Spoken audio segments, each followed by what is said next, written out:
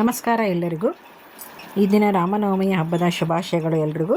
ರಾಮನ ಪರವಾಗಿ ಒಂದು ಹಾಡು ಹೇಳ್ತೀನಿ. ಮೊದಲಿಗೆ ಆತ್ಮ ರಾಮಾನಂದ ರಮಣ, ಆತ್ಮ ರಾಮಾನಂದ ರಮಣ, ಅಚ್ಯುತ ಕೇಶವ ಹರಿನಾರಾಯಣ,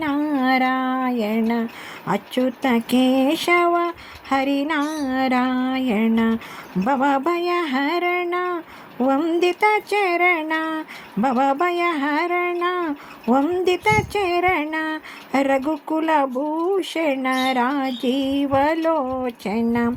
ರಘುಕುಲಭೂಷಣ ರಾಜೀವಲೋಚನ. ಥ್ಯಾಂಕ್ ಯು ಎಲ್ಲರಿಗೂ ನನ್ನ ಹಾಡು ಕೇಳಿದ್ದಕ್ಕೆ. ಈ ದಿನ ನಾನು ಕೇವಲ ಆಲೂಗಡ್ಡೆ ಉಪಯೋಗಿಸಿ ಪೇಪರ್ ದೋಸೆ ಮಾಡೋದು ಹೇಗೆ ಅಂತ ಹೇಳ್ಕೊಡ್ತಾ ಇದ್ದೀನಿ. ನೋಡಿರಬೇಕು, ಅಲ್ಲಿ ಎಲ್ಲ ರೆಡಿ ಮಾಡಿಟ್ಟರೆ ತೋರಿಸಿದ್ದೀನಿ. 2 ಕಪ್ ರವೆ, 1-2 ಸ್ಪೂನು ಮೈದಾ ಹಿಟ್ಟು, 1-2 ಸ್ಪೂನು ಕಡಲೆಬೇಳೆ ಹಿಟ್ಟನ್ನು ಎಲ್ಲವನ್ನೂ ನಾನು ಮಿಕ್ಸ್ ಮಾಡಿ ಒಂದು ಬೇಸನಲ್ಲಿ ಹಾಕಿದ್ದೀನಿ. ನೋಡಿ, ಮೊದಲಿಗೆ ಇದನ್ನು ಎಲ್ಲವನ್ನೂ 1 ಗಂಟೆ ಇಲ್ದೇ ಮಿಕ್ಸ್ ಮಾಡ್ಕೊಂಬಿಡಿ. ಚೆನ್ನಾಗಿರುತ್ತೆ ಪೇಪರ್ ದೋಸೆ. ಪಟ್ಟರ ಅಕ್ಕಿ ನೆನೆ ಹಾಕಿಲ್ಲಪ್ಪ, ಉದ್ದಿನಬೇಳೆ ನೆನೆ ಹಾಕಿಲ್ಲಪ್ಪ ಅನ್ನುವಾಗ ಈ ರೀತಿ ಪಟ್ಟ ಅಂತಂದೇಳಿ ಮಾಡ್ಕೊಳೋದು ಚೆನ್ನಾಗಿರುತ್ತೆ. ದೋಸೆನ ಪೇಪರ್ ದೋಸೆ ಥರನೇ ಬರುತ್ತೆ. ಟೇಸ್ಟೂ ಅಷ್ಟೇ ರುಚಿಯಾಗಿರುತ್ತೆ. ನೋಡಿ, ಈಗ ನೋಡಿ 2 ಆಲೂಗಡ್ಡೆ ತೊಗೊಂಡಿದ್ದೆ ನಾನು. ನಿಮ್ಮ ಮಾಡೋದ್ರ ಮೇಲೆ ಡಿಪೆಂಡ್. ನಾನು 2 ಕಪ್ ರವೆಗೆ 2 ಆಲೂಗಡ್ಡೆ ತೊಗೊಂಡಿದ್ದೀನಿ. ನೀವು 1 ಕಪ್ ರವೆಗೆ 1 ಆಲೂಗಡ್ಡೆ ಸಾಕು. ಓಕೆ, ನೋಡಿ ಈಗ ಅದನ್ನು ನಾನು ಮಿಕ್ಸರ್ಗೆ ಹಾಕ್ತಾಯಿದ್ದೀನಿ.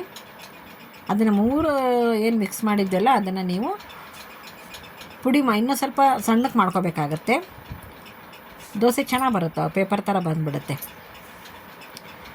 ಓಕೆ, ನೋಡಿ ಈಗ ನಾನು ಪುಡಿ ಮಾಡಿಕೊಂಡು ಬಂದಿದ್ದೀನಿ. ಅದಕ್ಕೆ 1 ಸ್ಪೂನ್ ಆಗೋವಷ್ಟು ಸಕ್ಕರೆ ಹಾಕ್ತಾಯಿದ್ದೀನಿ. ಅದು ಚಿಕ್ಕ ಚಮಚ, ಅದರಲ್ಲೇ ಅದಕ್ಕೆ 2 ಸ್ಪೂನ್ ಹಾಕಿದ್ದೆ.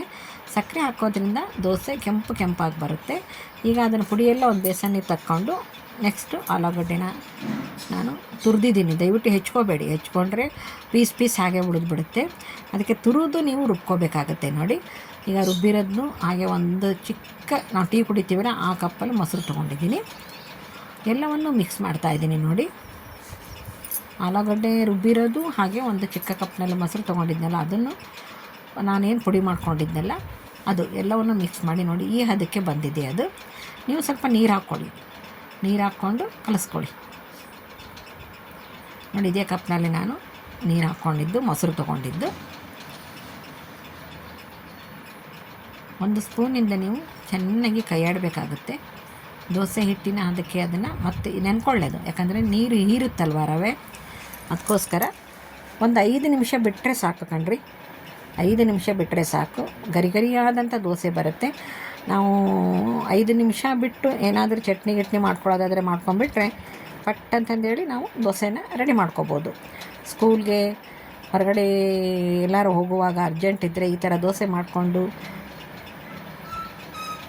ಸಂತೋಷವಾಗಿ ತಿನ್ಬೋದು. ನೋಡಿ, 1-2 ಸ್ಪೂನ್ ಆಗುವಷ್ಟು ಖಾರದ ಪುಡಿ ಹಾಕಿದ್ದೆ. ಒಂದು ಸ್ವಲ್ಪ ಗರಂ ಮಸಾಲ ಹಾಕಿದ್ದೆ, ಘಮ ಅನ್ನುತ್ತೆ ಅಂದ್ಕೊಂಡೇಳಿ. ಈಗ ಒಂದು ಸ್ವಲ್ಪ ಸೋಡಾ, ಹಾಗೆ ರುಚಿಗೆ ತಕ್ಕಷ್ಟು ಉಪ್ಪಿಂದು ವಿಡಿಯೋ ಬಂದಿಲ್ಲ ಅನಿಸುತ್ತೆ. ರುಚಿಗೆ ತಕ್ಕಷ್ಟು ಉಪ್ಪನ್ನು ಬೆರೆಸ್ಕೊಳ್ಳಿ ನೀವು. ಎಲ್ಲವನ್ನು ಹಾಕಿ ನೋಡಿ 5 ನಿಮಿಷ ನೆನೆಯಲಿಕ್ಕೆ ಬಿಟ್ಟಿದ್ದೆ ನಾನು, ಎಷ್ಟು ಗಟ್ಟಿಯಾಗಿದೆ ಅಂದ್ಕೊಂಡು ಹೇಳಿ. ಈಗ ಬೇಕಿದ್ರೆ ನೀವು ಇದಕ್ಕೆ ನೀರನ್ನು ಮಿಕ್ಸ್ ಮಾಡ್ಕೋಬೋದು.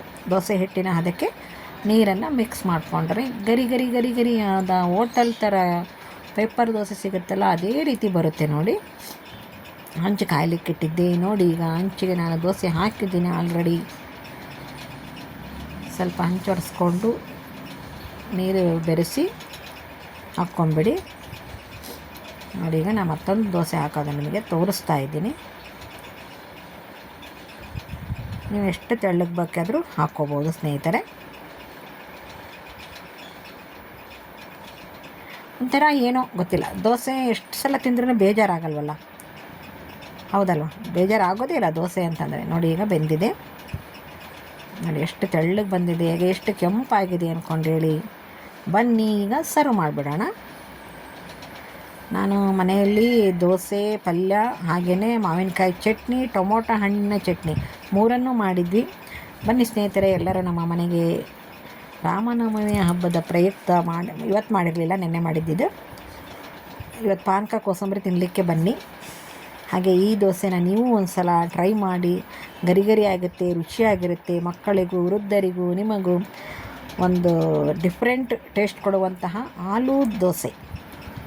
ಸ್ನೇಹಿತರೆ, 7:30ಕ್ಕೆ ನನ್ನ ಲೈವ್ ಪ್ರೋಗ್ರಾಮ್ ಇರುತ್ತೆ. ದಯವಿಟ್ಟು ಲೈವ್ಗೆ ಅಟೆಂಡ್ ಆಗಿ, ಲೈಕ್ ಮಾಡಿ, ಹಾಗೆ ಕಮೆಂಟ್ ಹಾಕಿ, ನಿಮ್ಮ ಅಭಿಪ್ರಾಯನ ತಿಳಿಸಿ ಅಂತ ಹೇಳ್ತಾ ಈ ವಿಡಿಯೋನ ಮುಗಿಸ್ತಾ ಇದ್ದೀನಿ. ಮುಗಿಸೋದಕ್ಕಿಂತ ಮೊದಲನೇ ಬಾರಿಗೆ ನೋಡ್ತಾ ಇರೋರು ಸಬ್ಸ್ಕ್ರೈಬ್ ಆಗಿ, ಹಾಗೆ ಲೈಕು ಮತ್ತು ಶೇರ್ ಮಾಡುವುದನ್ನು ಮರಿಬೇಡಿ ಅಂತ ಹೇಳ್ತಾ ಎಲ್ಲರಿಗೂ ಧನ್ಯವಾದಗಳು.